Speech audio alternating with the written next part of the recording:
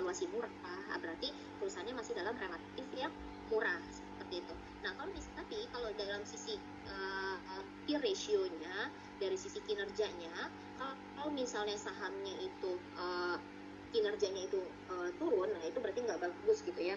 Di sini untuk kalau ROA margin gitu ya, ini semuanya margin gitu atau laba ya, semuanya harus naik gitu konsepnya. Jadi harus berkebalikan dengan valuasi.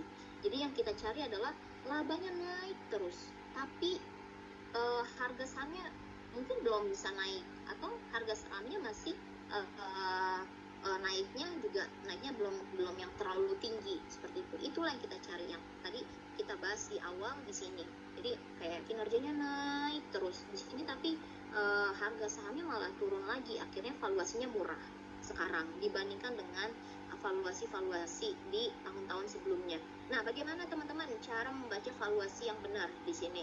Di sini untuk cara membaca valuasi yang benar itu bukan semata-mata teman-teman lihat, kan biasanya teman-teman cek gitu ya, valuasi misalnya saham ini BBCA valuasinya 22 kali pernya. Kita kalau melihat BBCA, kita bandingin sama saham Pegas yang mungkin valuasinya masih di sekitar 7, kayak Pegas masih sekitar 7,8 something ya untuk pernya, itu nggak bisa kita bandingin teman-teman. Jadi cara pertama membandingkannya itu adalah, pertama kita bandingin dengan teman sesektornya. BBCA ini kita bandingin dengan teman sesektornya masih lebih oke nggak? Lebih murah nggak gitu. Kita bandingin dengan dengan BBRI, dengan BMRI, dan jangan juga bandingin BBCA sama Bank BBYB gitu, jangan.